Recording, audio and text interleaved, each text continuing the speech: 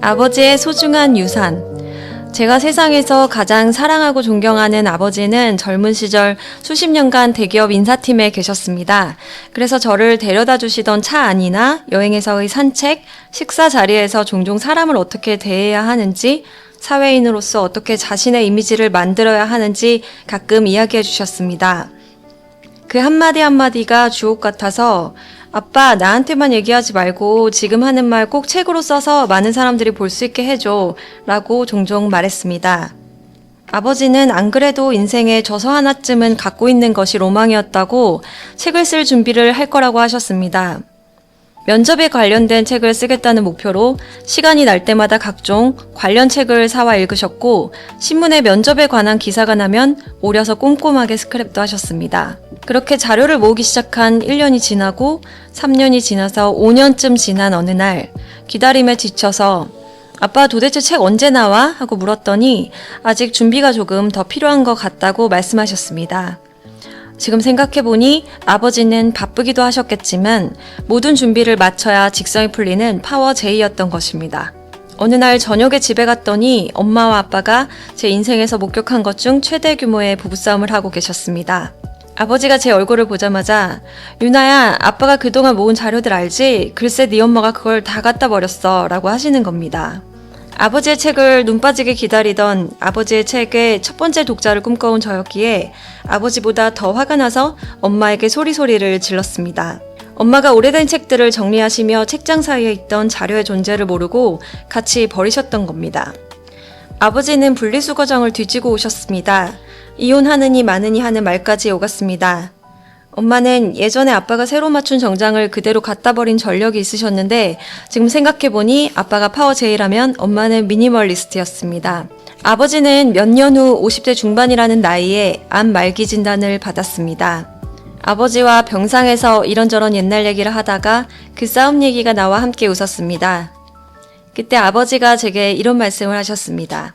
유나야, 아빠가 화가 났던 대상은 어쩌면 엄마가 아니라 바로 실행하지 못한 내 자신이었어. 아빠는 하고 싶은 거 정말 많았거든.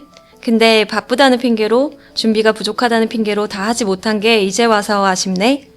우리 딸은 뭐든 용기 있게 바로 실천에 옮기면서 살아. 인생 정말 뭐 없다? 아버지가 돌아가시고 나서 자연스레 난 언젠가 아버지가 다 하지 못하고 가신 책 집필, 그거 꼭 해야지. 그럼 아버지께서 하늘에서 기뻐하시겠지 하는 생각을 하게 되었습니다. 그리고 준비보다 더 중요한 건 실행이라는 것도 마음속에 새겼습니다. 첫 책은 완벽히 하기보다는 내는 데에 의의를 두자. 바쁘지만 시간을 어렵게 내서 쓰는 그 순간 최선을 다한다면 그 자체로 괜찮은 책 아닐까 하면서요. 바로 시작하라는 교훈은 아버지께서 제게 남겨주신 큰 유산 중 하나입니다. 저는 그 아버지 얘기가 되게 인상 깊던데. 네, 울 뻔했어요. 당신의 스토리는 무엇인가요? 내 이야기 만들기. 가장 부유한 삶은 이야기가 있는 삶이라네. 스토리텔링을 얼마나 갖고 있느냐가 그 사람의 럭셔리지. 이어령 마지막 수업.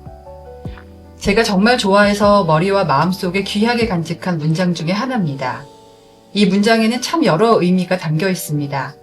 해석은 다 다르겠지만 저는 이 문장을 남들의 기준이 아닌 자신만의 꿈을 갖고 실패를 딛고 꿈을 향해 나아가는 그 서사를 가진 사람은 몸도 마음도 가장 행복할 것이라는 뜻으로 받아들였습니다. 고난이나 좌절이 전혀 없는 서사는 거의 없습니다.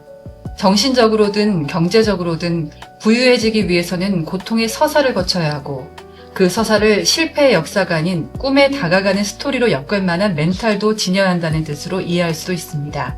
어떻게 한 문장 안에 이렇게 다양하게 해석할 수 있는 의미가 담겨 있는지, 작가의 연륜이란 대단하다고 느끼게 해서 작가를 꿈꿔온 저에게 자극제가 된 문장이기도 합니다. 많은 사람이 뭔가를 시작할 때 이런 생각을 합니다. 이게 될까? 잘 안 되면 어떡하지? 괜히 했다가 시간과 돈만 쓰고 망하는 거 아니야? 세상에 잘 될 것을 예상하고 뭔가를 시작하는 사람이 몇 명이나 될까요? 저는 시장을 완벽하게 파악했고 이 아이템이 먹힐 것이라는 걸 완전히 확신했습니다. 라고 말하는 사람을 본 적이 있나요? 설사 저런 말을 한 사람이 있다고 해도 그 사람의 서사는 이제 시작일 뿐일 것입니다. 또 뭐가 어디서 잘못될지 모르는 것이니까요. 한 번에 잘 되는 사람은 없고 노력하지 않고 운으로 잘 되는 사람은 더 없습니다. 그러니 이게 될까 보다는 시작은 미약하지만 그 끝은 창대하리.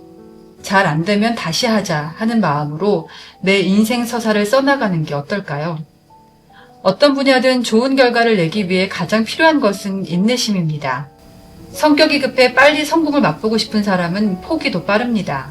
그러니 지금부터 제대로 된 내 인생의 스토리를 써나간다고 생각하고 시작하세요.